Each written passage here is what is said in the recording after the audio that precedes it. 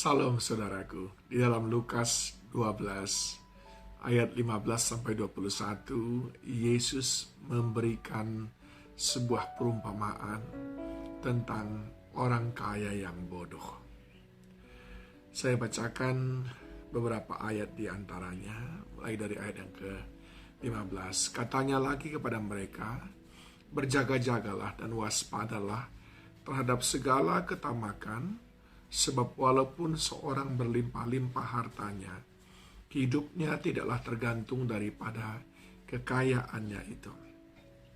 Kemudian ia mengatakan kepada mereka suatu perumpamaan, katanya, ada seorang kaya, tanahnya berlimpah-limpah hasilnya. Ia bertanya dalam hatinya, apakah yang harus aku berbuat?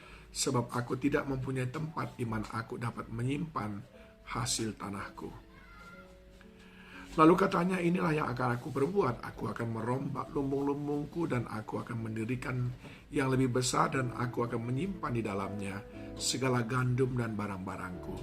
Sesudah itu aku akan berkata kepada jiwaku, jiwaku, ada padamu banyak barang tertimbun untuk bertahun-tahun lamanya.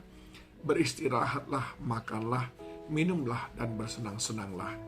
Tetapi firman Allah kepadanya, hai engkau orang bodoh, malam ini juga jiwamu akan diambil daripadamu, dan apa yang telah kau sediakan untuk siapakah itu nanti? Demikianlah jadinya dengan orang yang mengumpulkan harta bagi dirinya sendiri, jikalau ia tidak kaya di hadapan Allah. Pelajaran penting dari bacaan kita ini, saudaraku, ternyata Yesus sangat menyoroti tentang cara hidup kita dan bagaimana kita menempatkan harta dalam hidup kita. Tentu saja Yesus tidak berkata harta itu tidak penting.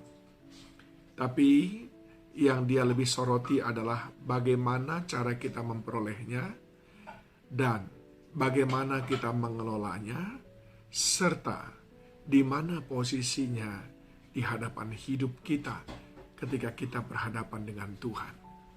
Dari bacaan kita tadi, saya ulangi lagi ayat yang ke-15. Katanya lagi kepada mereka, berjaga-jagalah dan waspadalah terhadap segala ketamakan.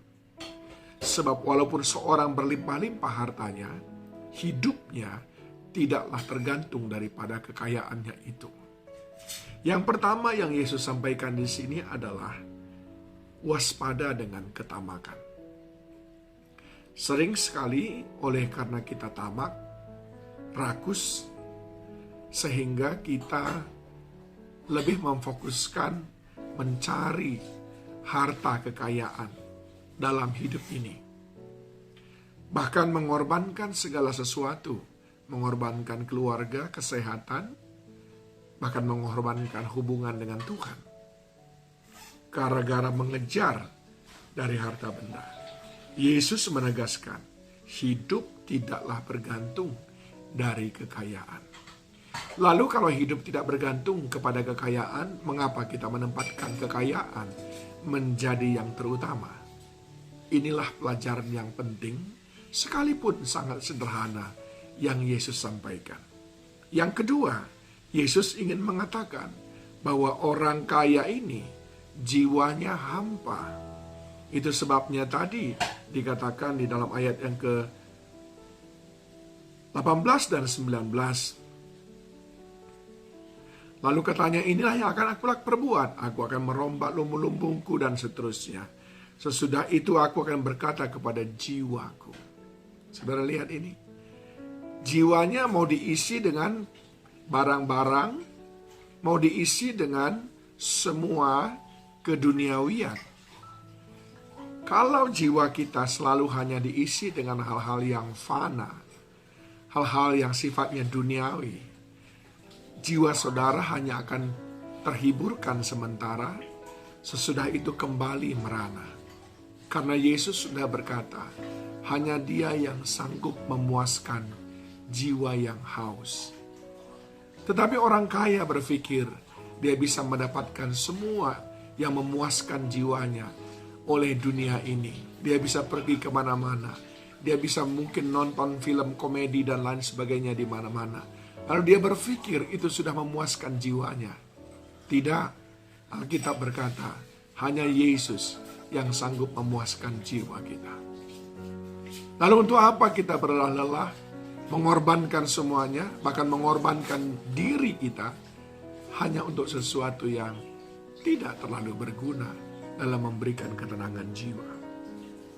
Dan pelajaran yang ketiga, saudaraku, Yesus mau ajarkan kepada kita bahwa engkau boleh memiliki dunia ini, dan dunia berkata engkau kaya, tapi kalau engkau tidak memiliki Tuhan, engkau adalah miskin.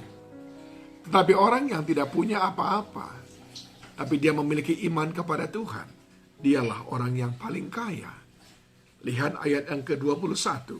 Demikianlah jadinya dengan orang yang mengumpulkan harta bagi dirinya sendiri, jikalau ia tidak kaya di hadapan Allah.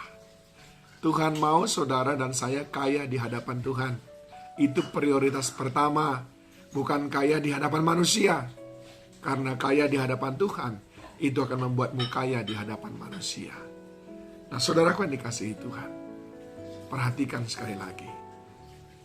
Judul daripada bacaan kita, orang kaya yang bodoh. Sungguh sesuatu yang mengenaskan. Saya berdoa, sudah belajar sesuatu dari renungan pada hari ini. Tuhan memberkati.